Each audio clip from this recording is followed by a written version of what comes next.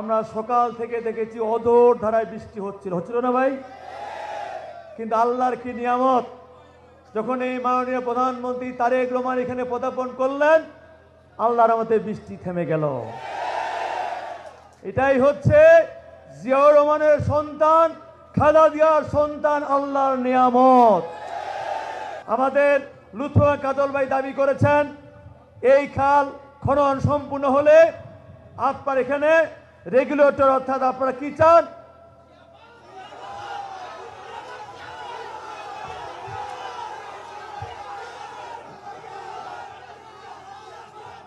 শুনেন মাননীয় প্রধানমন্ত্রী উনার বক্তৃতায় বলবেন, ঠিক আছে?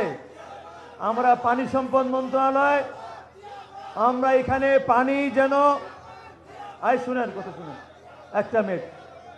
এইখানে যেন এই নদীর প্রবাহ, এই খালের প্রবাহ যেন থাকে, এবং এইখানে যেন শুকনো মৌসুমে এইখানে যেন আপনার সেচ দিয়ে ওই যে আমরা 8,000 কৃষককে সরাসরি এবং 40,000-এর বেশি মানুষ যেন এইখানে সুবিধা পায়, তার জন্য আমরা রেগুলেটর এইখানে এই খালের মধ্যে নির্মাণ করব। এই কথা আমাদের পানি সম্পদ মন্ত্রণালয় আপনাদের বলে যাচ্ছি।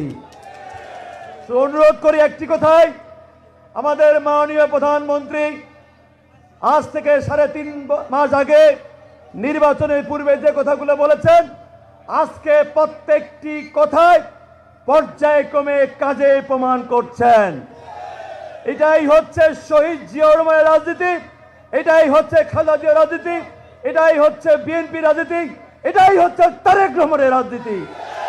শুধু অনুরোধ থাকবে, আমাদের মাননীয় প্রধানমন্ত্রী যে কর্মকাণ্ড, যে কাজগুলো করছেন, আমাদের প্রত্যেকটি নেতা কর্মী সমর্থককে গ্রামে গঞ্জে হাটে বাজারে প্রচার করতে হবে। ওই যারা মিথ্যা অপপ্রচার করছেন তাদের যেন অপপ্রচার করতে না পারে, এই জন্য আপনাদের প্রত্যেককে প্রচার মাধ্যমে কাজ করার আহ্বান জানিয়ে এবং আমাকে এই সভায় বক্তব্য দেওয়ার জন্য আমি জেলা বিএনপিকে ধন্যবাদ কৃতজ্ঞতা জানিয়ে আমার বক্তব্য শেষ করছি। ভালো থাকবেন।